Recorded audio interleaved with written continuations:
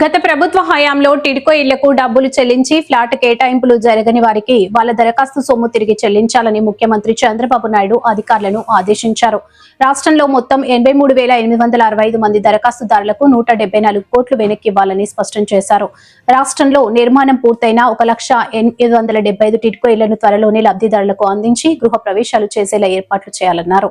బుధవారం క్యాంప్ కార్యాలయంలో పట్టణ అభివృద్ధి శాఖపై అధికారులతో సమీక్ష నిర్వహించిన ముఖ్యమంత్రి అధికారులకు పలు అంశాలపై దిశానిర్దేశం చేశారు. రాష్ట్రంలో 123 ULBల్లో ప్రతి ఇంటికి క్యూఆర్ కోడ్తో డిజిటల్ డోర్ నెంబర్లు త్వరితగతిన కేటాయించాలని సీఎం చెప్పారు. ఆస్తి పన్ను నుంచి మొదలుకొని అన్ని వివరాలు క్యూఆర్ కోడ్తో లింక్ చేయాలన్నారు.